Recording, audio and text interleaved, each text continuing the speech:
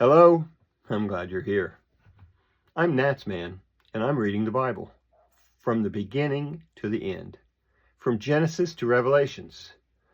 Please join me in this journey and make God's Word a part of your everyday life. This is video number, are you ready? 100. And today we're reading from the book of 1 Samuel, starting in chapter 20. 1 Samuel 20.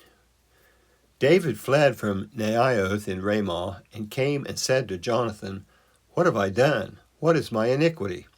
What is my sin before your father that he seeks my life?" He said to him, "Far from it, you will not die. Behold, my father does nothing either great or small, but that he discloses it to me. Why would my father hide this thing from me? It is not so." David swore moreover and said, "Your father knows well that I have found favor in your eyes, and he says, 'Don't let Jonathan know this, lest he be grieved.' But truly, as the Lord lives, and as your soul lives, there is but a step between me and death." Then Jonathan said to David, "Whatever your soul desires, I will even do it for you."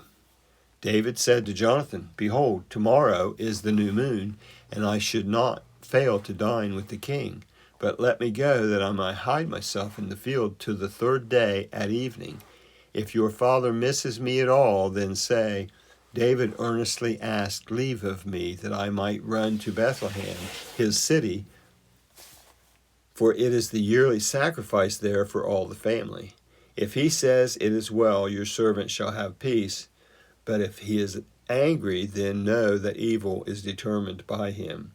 Therefore deal kindly with your servant, for you have brought your servant into a covenant of the Lord with you. But if there is iniquity in me, kill me yourself, for why should you bring me to your father?" Jonathan said, "Far be it from you, for if I should at all know that evil were determined by my father to come on you, then wouldn't I tell you that?" Then David said to Jonathan, "Who will tell me if your father answers you roughly?" Jonathan said to David, "Come, let's go out into the field." They both went out into the field, and Jonathan said to David, "By the Lord, the God of Israel, when I have sounded out my father about this time tomorrow, or the third day, behold, if there is good towards David, won't I then send to you and disclose it to you? The Lord do so to Jonathan, and more also, should it please my father to do you evil, if I don't disclose it to you and send you away, that you may go in peace. May the Lord be with you as he has been with my father. You shall not only show me the loving kindness of the Lord while I still live, that I not die, but you shall also not cut off your kindness from my house forever.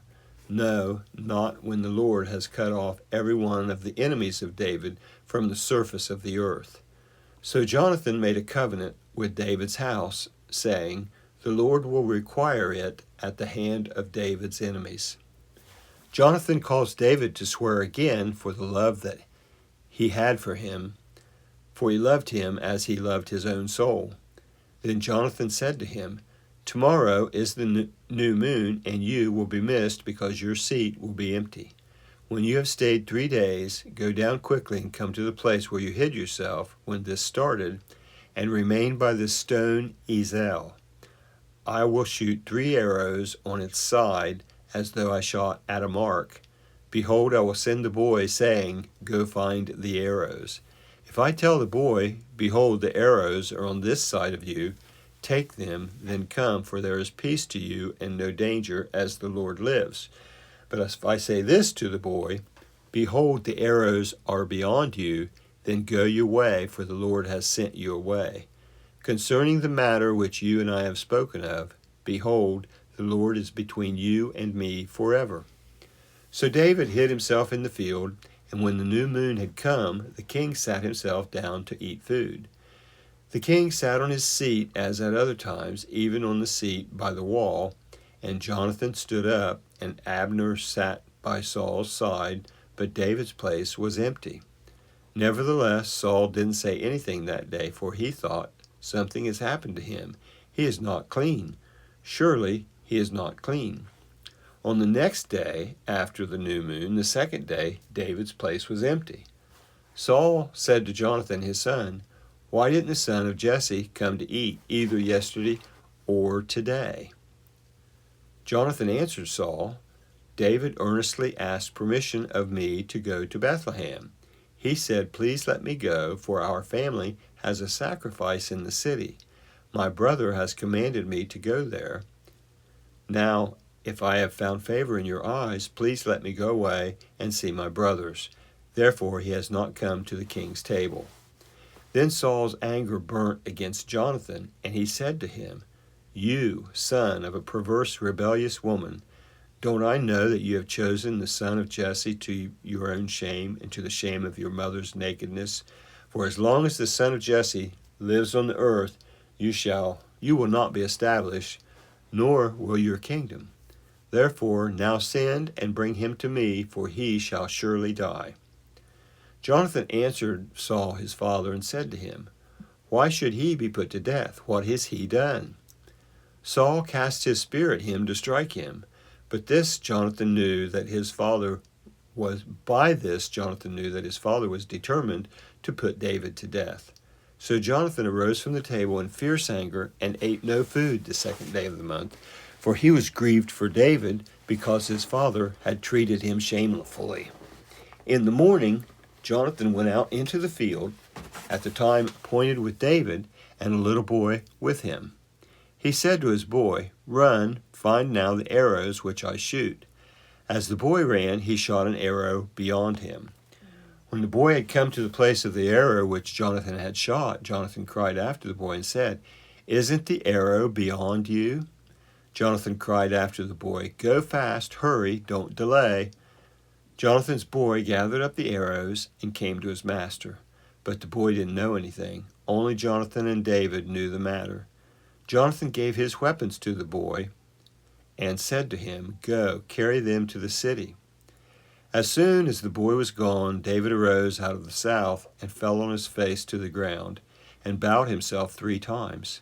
They kissed one another and wept with one another, and David wept the most.